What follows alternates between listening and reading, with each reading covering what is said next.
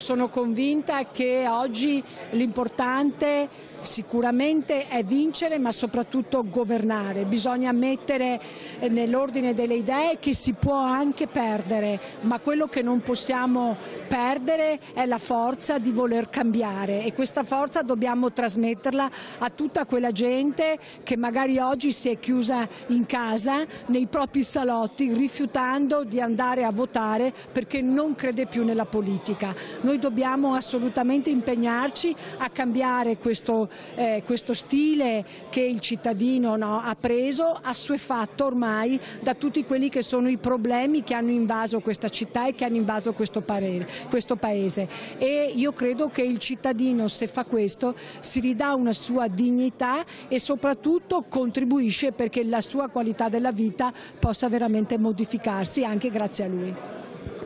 Un invito a uscire dalle case, quindi, come nello spezzone del film che lei ha scelto in apertura di questa giornata. Sì, io ritengo questo film che abbiamo fatto vedere, Quinto Potere, che soprattutto testimoni che dal 1976, la data del film, ad oggi nulla è cambiato come problemi. I problemi al 90% sono gli stessi di allora.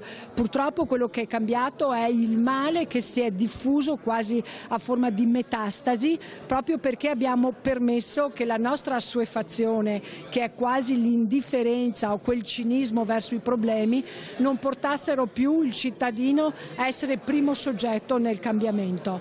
Questo dobbiamo recuperarlo, perché i veri partiti, le vere forze sono i cittadini, non i simboli.